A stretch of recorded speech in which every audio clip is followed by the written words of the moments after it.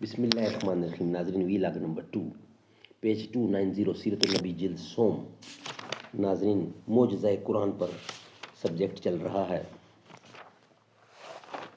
اردو زبان میں سرور عالم صلی اللہ علیہ وسلم کی سیرت پر جامع ترین کتاب سیرت النبی صلی اللہ علیہ وآلہ وسلم. رائٹر ہیں اس کتاب کے علامہ شبلی نعمانی رحمۃ اللہ علیہ، علامہ سید سلیمان ندوی رحمۃ اللہ علیہ. جلد سوم. بسم اللہ الرحمن الرحیم. الحمدللہ رب العالمین والصلاة والسلام علی سید المرسلین وعلی آلہ واصحابہ اجمعین. وہ مست ناز جو گلشن میں جا نکلتی ہے، کلی کلی کی زباں سے دعا نکلتی ہے. الہی پھولوں میں وہ انتخاب مجھ کو کرے، کلی سے رش کے گلے آفتاب مجھ کو کرے.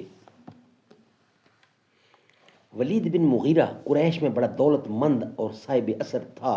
وہ ایک دفعہ آپ کی خدمت میں آیا اور فرمائش کی کہ کچھ پڑھ کر سنائیے. آپ نے چند آیتیں پڑھیں. اس نے مکرر پڑھوا کر سنی. آخر بے خود ہو کر بولا، خدا کی قسم اس میں کچھ اور ہی شیرینی اور تازگی ہے. اس نخل کی شاخوں میں پھل اور اس کا اتنا بھاری ہے اور اس کا تنا اتنا بھاری ہے، یہ کسی انسان کا کلام نہیں ہے.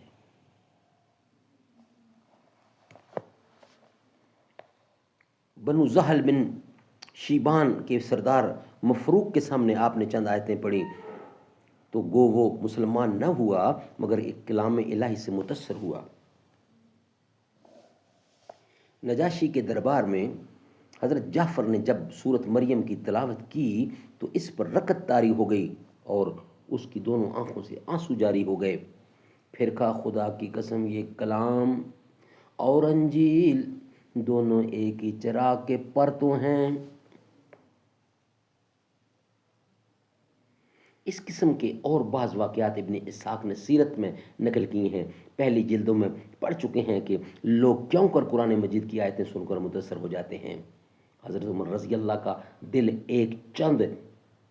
ایک سورہ چند آیتیں پڑھ کر اور سن کر پتھر سے موم ہو گیا. حضرت جبیر بن مطعم اساران بدر کو چھڑانے آئے تھے. انہوں نے حضرت صلی اللہ علیہ وسلم سے سورت طور کی ایک دو آیتیں سن لی تو وہ حلقہ بگوش اسلام ہو گئے.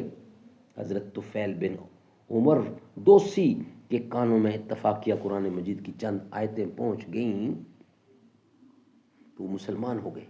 طائف کے سفر میں حضرت خالد العدوانی نے آپ کو والسماء والطارق پڑھتے سنا تو گو وہ اسی وقت مسلمان نہ ہوئے مگر پوری سورہ ان کے دل میں گھر کر گئی، یعنی یاد ہو گئی. سبحان اللہ، سبحان اللہ. ناظرین، یہ تھا ہمارا ویلاگ نمبر 2. انشاءاللہ اسی کا بقیہ حصہ ہم رکھیں گے آپ کے سامنے ویلاگ نمبر 3 کی صورت میں.